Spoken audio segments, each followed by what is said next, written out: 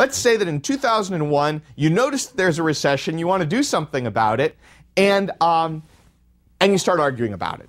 You put a bill into the hopper, and it begins to work its way through the process. Eventually, the bill passes at the end of the year, and it begins to actually have an impact in 2002. And since it takes time for these programs to kick in, it's probably reasonable to say that from the moment you think about the recession to when the bill actually has some economic impact is probably 18 months or something like that. At which point, the economic problem might be completely different. I mean, the recession of 2001 was over in November of 2001. So passing something that would have an effect in 2002 isn't obviously a great idea. So one problem with discretionary fiscal policy is it takes so long. It takes so long legally to pass the budget, to pass tax changes, and for them to have an impact.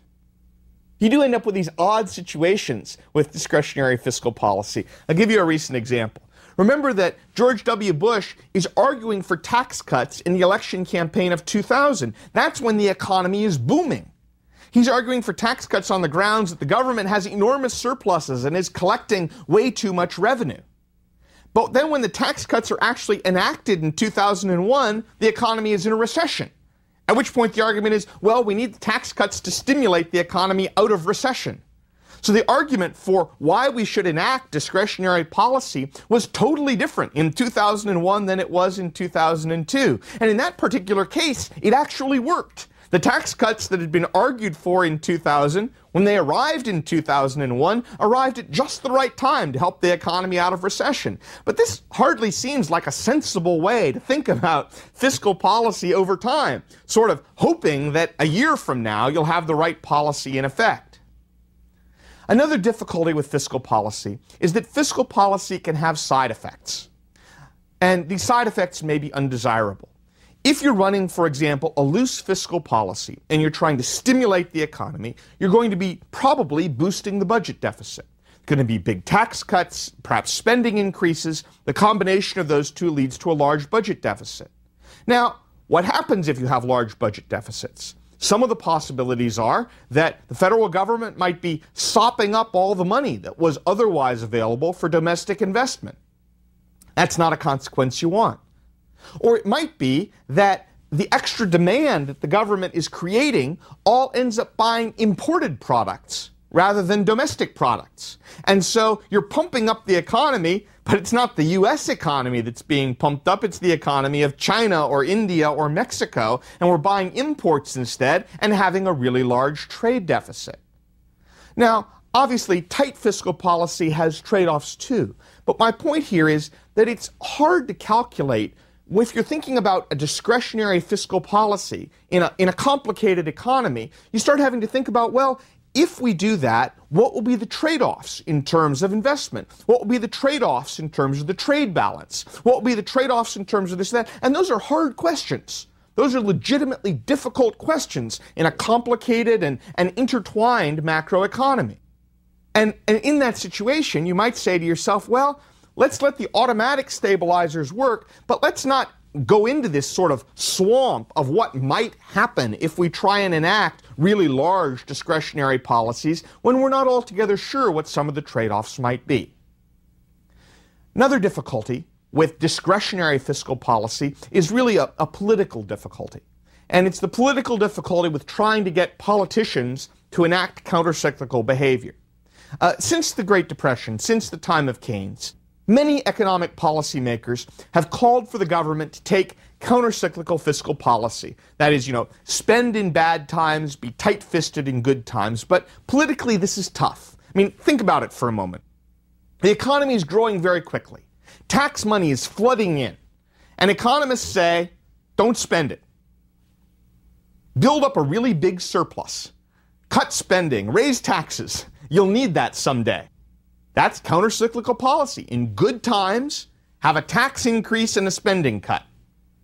That's not an easy sell politically. When the economy is shrinking and money is tight, economists say, hey, this is a fabulous time for a spending spree. We know there's no tax money. Spend anyway. That can be a hard sell to the public and a hard sell to a lot of legislators. The sort of intuition of contracting the government when it's going really well and pumping up in bad times is not as obvious as you might think politically.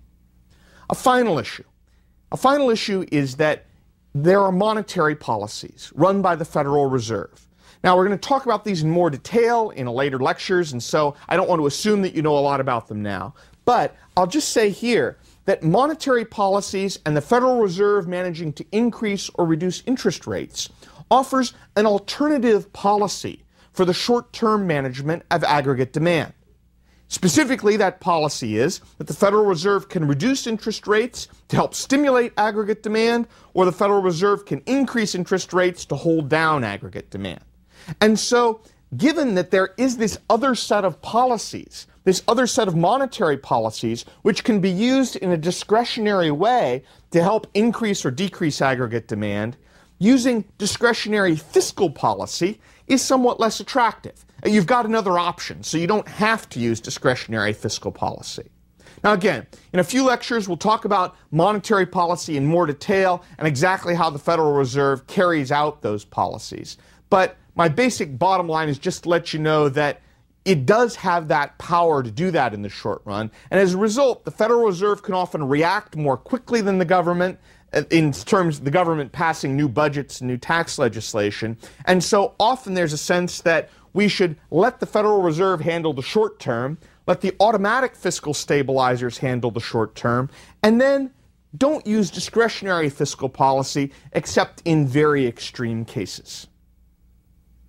When we think about the idea of using this discretionary fiscal policy in the long run, what I want to think about is that really, what we might want to think about with our discretionary fiscal policies is to focus them instead on the long term. We don't want to think about political issues and tax cuts and government spending. I mean, tax cuts and government spending are hot button political issues in U.S. politics. I mean, you think about Ronald Reagan's tax cuts in the 1980s. You think about George W. Bush's tax cuts in the 2000s. Government spending is a political hot button. In broad terms, with some exceptions, conservatives are going to line up on the side of tax cuts and lower spending. Liberals are going to line up on the side of tax increases and higher government spending. The real point I guess I want to leave you with here is that countercyclical fiscal policy takes no side at all in this political dispute, because it always offers you both a conservative and a liberal option. Say, for example, that you think expansionary fiscal policy is needed. Well, you could expand aggregate demand either with tax cuts, that is the conservative view, or with spending increases, the liberal view. Or say that there's contractionary fiscal policy that's desired. You want to reduce aggregate demand. You could do that with tax increases, which I'll call for the sake of argument the liberal policy, or spending cuts, the conservative policy. So economists with different political beliefs will often disagree on how to conduct these policies, and they'll disagree along predictable partisan lines just like everyone else. The point of economics is to help you clarify the range of the political choices and the trade-offs between making certain choices.